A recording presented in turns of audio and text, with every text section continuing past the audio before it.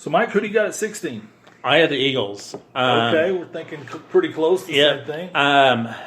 Just the injury bug that week against the Falcons just brutal them. Just Deshaun Jackson. Them, yeah. Yes. I mean,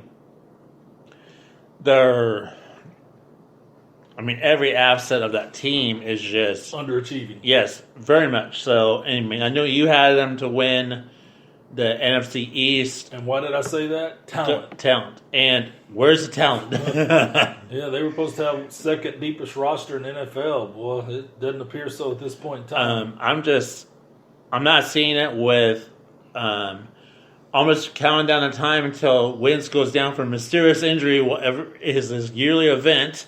Yes, because big injury. Yeah, because he's been beat down. Like he got hit in the ribs against the Falcons and just.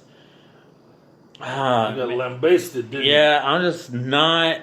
Not a fan. Not a fan this year of the Eagles, and I have them number 16. Who do you have? I've got the Chargers. Okay. You know, this is one of the teams I had picked really high just based on talent alone. They're somewhat underachieving. I mean, getting beat by the Texans 27-20 and then losing the Lions. I'm like, man, what is up? They're not supposed to be losing these guys, but one of the bright spots for them is Keenan Allen. He's got the NFL best 404 yards. A wide receiver. I'm like, I think the closest guy is Watkins with 317 or something. So Keenan Allen is really, really stepped up in these first 3 games this year. I mean, he is balling out. Some of the rumors you're hearing is Melvin Gordon may be looking to end his holdout. You know, missing them game checks might start to get to him. And losing like the Chargers are doing, it might make them call him first. I don't know. Reevaluate the whole situation. Yes, sir. Well, who do you have at 15? I have the Cleveland Browns. Okay. The talent is there. I mean, the Monday night game, granted it was against the Jets, they performed really well. The thing I think is, like you were saying about Mayfield, I think he is rushing too hard. He's trying to do too much.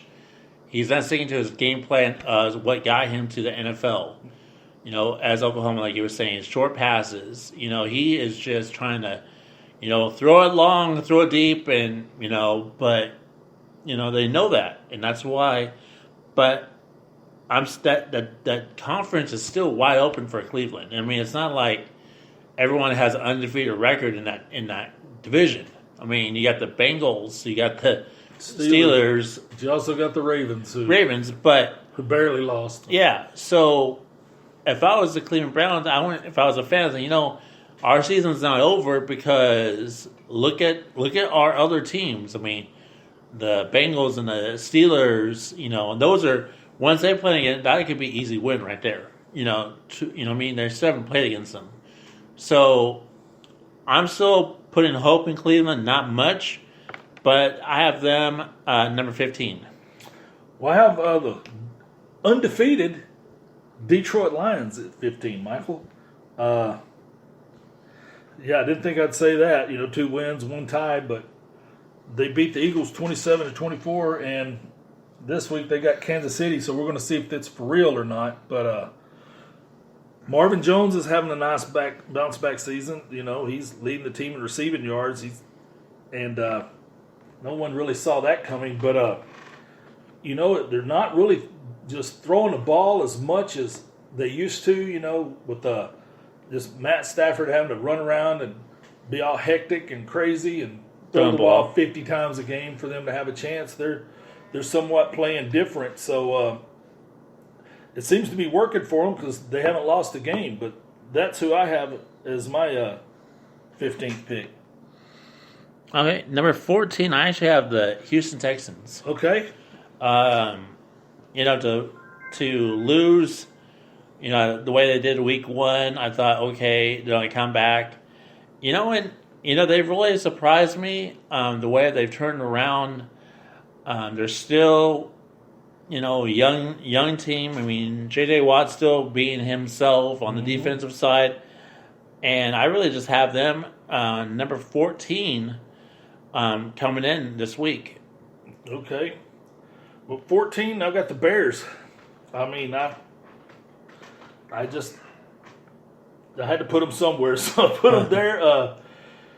2-1 record. They beat the Redskins 31-15 this week. Got the Vikings. That'll tell you what they're all about. But Khalil Mack and those boys, they got on Washington pretty good. They forced 5 turnovers, so their defense seems to be for real. You know, I mean, their offense is still their offense, which you know, with Trubisky and stuff, it's just not going to look like Dan Marino, but maybe he's no Tim Rakestraw either, you know, from the 60s. Yeah. Old reference. But, yeah, he's just got to get better if they're going to have a chance to challenge the Vikings and the Packers. Who, you know, they got to play the Packers one more time. But I don't see them being able to do it. I think their defense is stout, but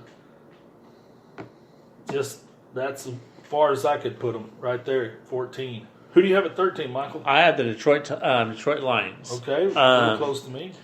Stafford is definitely improved from a year ago. He's not.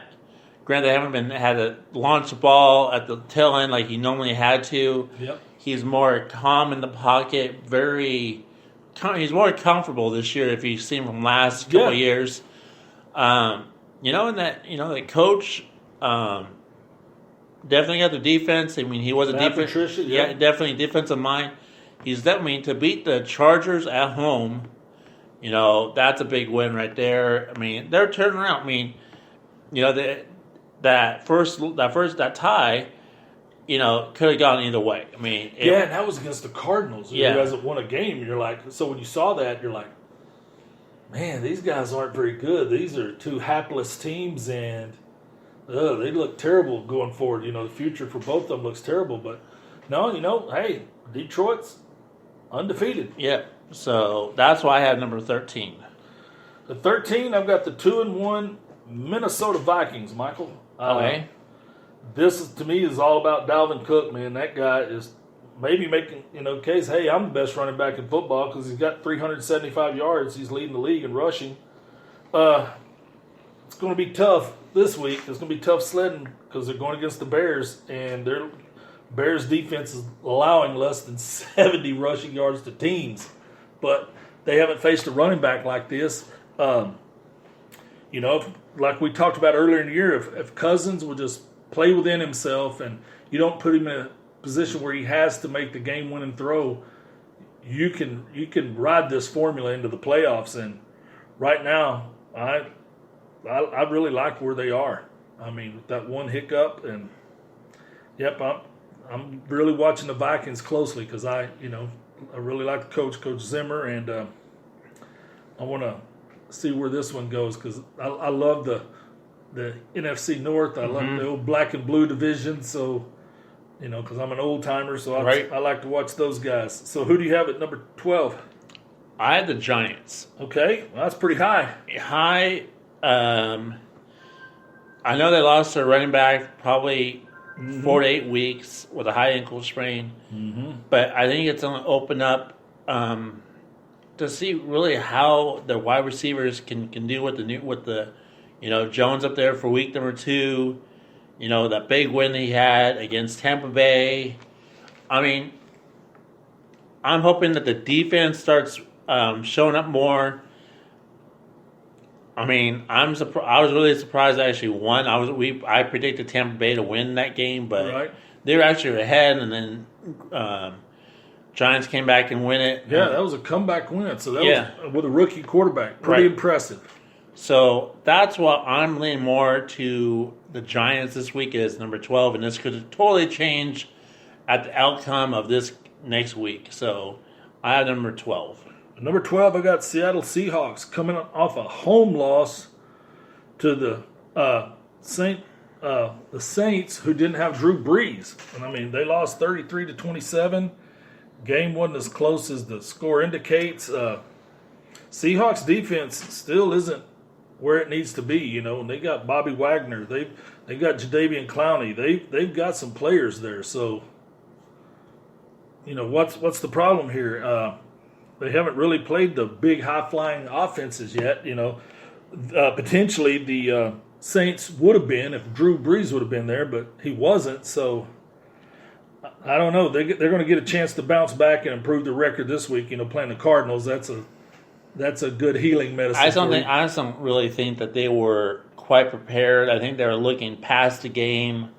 I don't think they really were. I don't think they really were thinking. Dude, that's the Saints. Yeah. What, you think they're looking past the Saints? Think about the Cardinals? Well, I just don't think they were really all in. I just don't. No. I'm not seeing it. I'm not seeing it, but I just don't think they're playing good right now. They're just, I think they put too much on Russell Wilson to do. And I understand he's the highest paid quarterback in the league, but he cannot carry that team by himself. Who do you have at 11, Michael?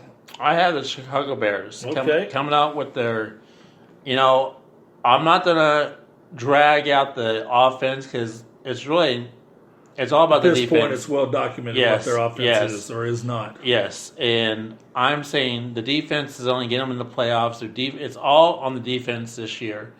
And they tore up the Redskins, just brutally beat them. Yeah, they did. And they're physical. Yeah. They're physical defense. And I'm feeling the Bears bouncing back.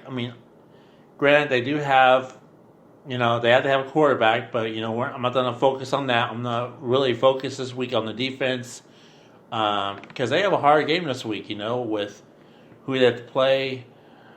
So I picked them at number 11 this week. Okay. Well, at 11 for me, I've got the Indianapolis Colts. 2-1 record. They're coming off a surprise win, beating the Falcons 27-24.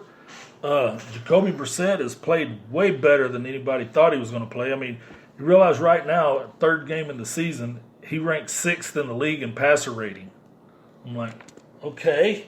He's right up there with Lamar Jackson and some guy named Brady. So he is really playing within himself. I really like the play calling. I like the schemes they're using. They're not asking him to do too much. They've got one of the best young offensive lines in the league. They can protect well. They can run the ball, and I like the prescription that they use to go out and win, the game plans they use, and I think they're really, really solid.